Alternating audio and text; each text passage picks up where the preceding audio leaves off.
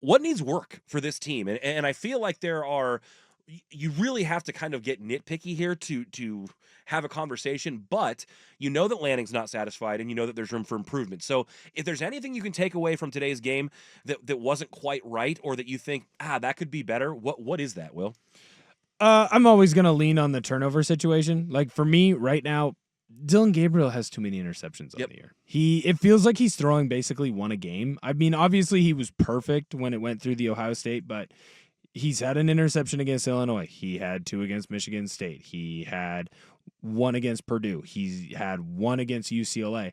And that just can't happen. That has to stop. You have 5 interceptions on the year.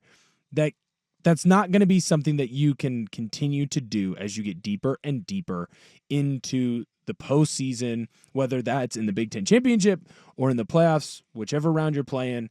You cannot have turnovers. And I understand that he didn't do it against Ohio State. That's great. That's 1 game sample size. When you look at the entire season so far, he pretty much is throwing about an interception a game just underneath that. That's got to stop. I love testing the defense. I love trusting your wide receivers in 50-50 ball situations, but there are some bad interceptions in there, and he's got to figure that out. And can that be as simple as, and I'm not inside his helmet, so I don't know exactly what he's thinking, but do you think that you could chalk that up to, it's okay for me to take this chance because I know that we're so safe either with the lead we have or the ability to get it back together, or is it just a brain cramp in the moment? There's a couple different things on what it can be, right? Like if it's a true 50-50 ball, like against Purdue, the Evan Stewart big play, right? Evan Stewart is one-on-one with a corner. He's got him beat by a step. Gabriel throws the perfect ball for him to catch, and he runs underneath it. You have a big play. If Dylan Gabriel slightly underthrows that ball, the corner is able to make a play on it, gets the interception there. That's one where I understand what you're doing. You're throwing the ball to your wide receiver. You think he's got a one-on-one matchup that he can win, and you're trusting him to make a play. And in that situation, he just wasn't able to make a play. Okay, that's you trusting your guy early in the game trying to take a big shot. The interceptions that can't happen. Against UCLA, Tez Johnson is double covered, and he slips, and you still try and fit the ball into a tight window where in that situation, dude, just tuck it and run. No one is paying attention to you. Or throw it at his feet. I mean, right. like you where see only guys, he can catch it. And you it's see guys short. in the pros all the time get like screens blown up, and they just know it. They know there's nothing there but a loss, and they just chuck it at the guy's feet because you can live with that incompletion. What you can't live with is 99 yards the other way, or in this case, just a wasted possession. Yeah. And so I'm with you there. I definitely understand that, and I hope and I feel that in the games where it really counts, that you could just shut that off, and that it doesn't that he doesn't react that way, but what you do repeatedly becomes habit, and so 100%. you want to try to kick that or nip that in the bud as well as you can. I'll take a brief detour from what the Ducks need to do better, because I had this in my notes, and I know it's something the kids say, and I saw 2 plays today that made me think I have to ask Will this one question. Does Dylan Gabriel have that dog in him?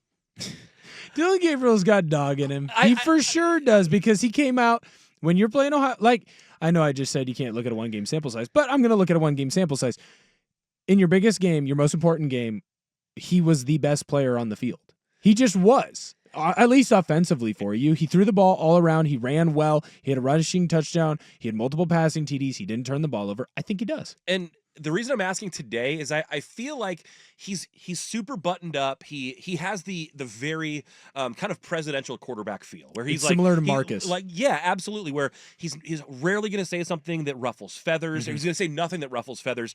Sometimes he might even be a little bit too guarded, but he's always going to get his teammates' backs and all of these things. But then there are these little moments where I see him do something on the field where I think, oh, he's got a little bit of he's anger. Today was the red zone. In the words of Marshawn Lynch, he ran through an MFer's face. Yes, and then on the very next play, he takes it into the end zone, and you could tell, without being disrespectful, without getting in the guy's face, he wanted to give it to him a little bit. And be like, that's right, I did that. I put that down. And, and we saw it a little bit in the UCLA game when Terrence Ferguson got lit up. Like, he was the one who ran down the field. That he's not going to get a penalty call on himself, but he got in the face of the defensive back and I like when your quarterback has just a little bit of an edge, and I feel like we see that rear its head just enough that it's a trait I had to ask you about with Gabriel. But do want to get back to the things that Oregon could work on or could improve on, and want to ask you about this too. And this is really more philosophical than anything else, but the trick plays. I feel like we see a Will Stein trick play every other game maybe, and it's frequently when I kind of feel like they don't need it, or if they do need it, they could just get it doing what they do well. Today it was the Dylan Gabriel pretends he's confused, starts to walk off the field, direct snap to Jordan James, who doesn't convert. And then, and I'm thinking here, it was like a 3rd and 3 or a 3rd and 2 or something like that. Why not just hand the ball to Jordan James and let him run it? I mean, I think that in that situation, or in some situations, that could work. I'm not sure why you need it when you're up 14-3 on Illinois at the time. I thought the same thing against UCLA when they went the Tez tried to throw the touchdown pass. And I'm like, it's not that I don't think those plays aren't good to have in your back pocket and use in the right times. And I guess if you're blowing everybody out, when are those right times? But I get a little bit, listen, I'm not throwing stones at Will Stein. I don't want this to sound like that. But when it comes specifically to trick plays, I'm like, do we need all that all the time? I think what he's looking for is he has a bunch of different trick plays drawn up, and then he's looking for a look on a certain spot of the field. Okay. So it's what is something that you can see that you can take advantage of. When I was at Central, and look, I understand, blah, blah, blah, like Central's D2. Well, guess what? One of my offensive coordinator that was on that staff, he's on the Oregon Ducks staff. So have fun with that. So, but what I would say is we always had a trick play or two drawn up, and they were always in a certain situation on a certain part of the field against a certain look. And we knew we could get that certain look based on the formation that we were going to be in that we thought we could take advantage of. I think that's all that Coach Stein is doing. It's, hey, this is a 3rd and short play for us. We think that if Gabriel pretends that he's a little confused, the defense will pop back on their heels because they've shown a tendency to do that. And this is something that we could take advantage of here against this team. And I don't necessarily think they think about it as who are we playing or what's the score. And it's more of purely situation, spot, matchup. We're on the 40. We're on their 40. It's 3rd and 1. Here's our 3rd and 1 trick play. Why don't we put it on tape? Because at worst case scenario, it doesn't work. But now Michigan has to prepare for it. Another team has to prepare for it. So.